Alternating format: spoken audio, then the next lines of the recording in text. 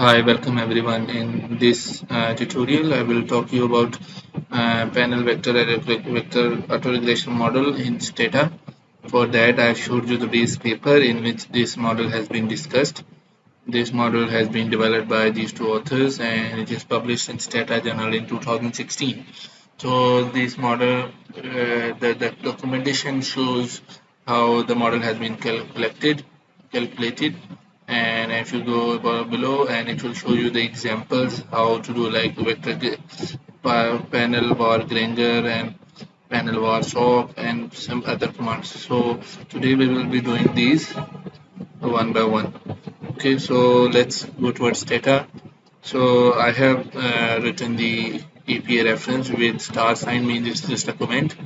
I will load a specific data set and then generate ID and then declare data as a panel data.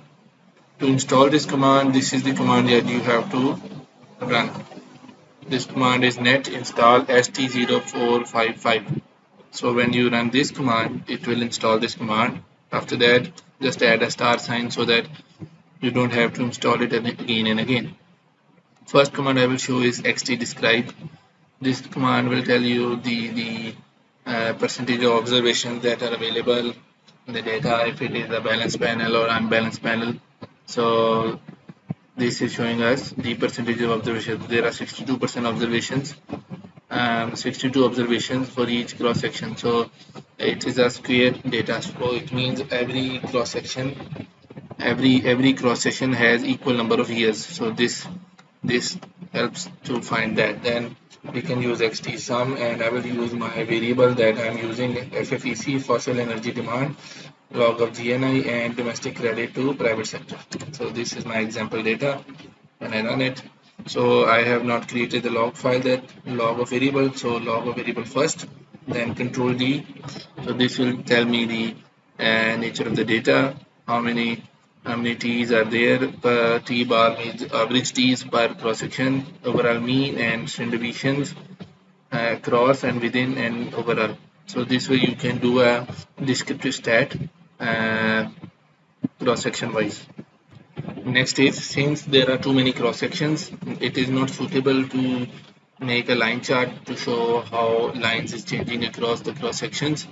In this scenario, what is optimal for the panel data and when you want to do descriptive stat is you make a scatter plot. So I will start with two ways a command that creates a layers of graphs. So scatter FFEC GNI, and then I will put LFIT linear fit graph on it, FFEC LGNI, and then if I want to make it black and white, so scheme Stata Journal. So it will be grayscale graph and it will create a panel scatter plot. So it is showing that it's partially negatively sloped and it may look like a non-linear. So I can add qfit. I can just copy the code and add a qfit here. So when I run this command, you can see that it's a U shape. So GNI has a U shape effect association with fossil energy demand. So this way you can create an association between the data sets rather than creating a line chart, because there are around 178 countries in this data set. Now let's start with the PVARSOC command. So PVARSOC command is used to see how many lags are optimal. This command usually works if your T bar is very big. So in my example, T bar is not very big. It's on average around 20 for the variables that I have used. So it might not show the results, but if you have T bar very big, average T's, if they are very big, it will show the results and you can select the lags accordingly.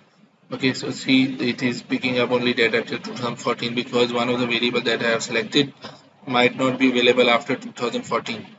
Then I assume that the lags are 2. So first variable, second and third, when you run it, the PVAR model, it will make a VAR model making each variable dependent and its two lags independently. So it is showing that fossil energy, both lags are positively affecting the present demand for fossil energy. First lag of GNI is positively affecting for domestic credit. first lag is positively affecting, second lag is negatively. GNI is affecting the domestic credit, so it is demand pull the financial development. And then we go at GNI. If fossil energy is negatively affecting GNI because it is creating pollution, so it is reducing the incomes or health. Then GNI is itself increasing GNI. So this is the panel VAR model. Now we can go towards VAR Granger. So when you do it, it shows that GNI is causing FFEC. All of them are jointly causing FFEC at 10%, and GNI is causing DCPS, and all of them are jointly causing domestic credit. All variables are causing GNI, so they are significant. So this is causality test for panel VAR. Then we have VAR stability test. So if the model is stable, the real value should be lower than 1, these numbers. But they are above 1, it means there is a chance that model is not stable. And there are 6 eigenvalues because there are technically 6 variables, 3 variables with 2 lags. So 6 variables. So that's why there are 6 roots. So first 2 are above 1, and if you draw the graph using this command, it will show you that the 2 dots are outside the unit circle, and there too are reason for instability of the what you call it the model. Then we have the impulse response function. Again, if you do this, it will show you the impulse response graph, and you can see it here that GNI is increasing first because of the domestic credit, and then following GNI is GNI response to IRF, it is increasing. So this way, this domestic credit is increasing fossil demand. So first is impulse and second is response. So fossil demand is increasing financial development. GNI is increasing the financial sector development and then decreasing it. So, and the GNI is increasing fossil energy demand. So this is the impulse response.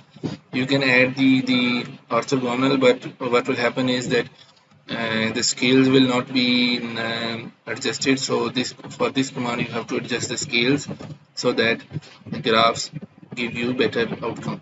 But let us wait so that it can make the graph. So in this graph, since the y-axis scales are not sorted out, so it is showing that it's a straight line. But if you adjust the scales, you might have to tweak a little bit in its options so that you can observe it. Then there's PVARF command that give you forecast error variance decomposition, response variable, and the forecast horizon. So this is the impulse variable and this is the response variable. So it is showing that how they are affecting over the time. So if you see 10 time periods, the DCPS has a higher effect on FFEC, and then DCPS, here you can see the DCPS itself has a higher effect, and then GNI, DCPS has a higher effect on GNI. Higher contribution in the variance of the data. So this was the panel VAR model that I showed, which was developed by these authors. I hope you will be able to recreate this model for your studies. Do let me know how it performs on your data in the comments. Thank you.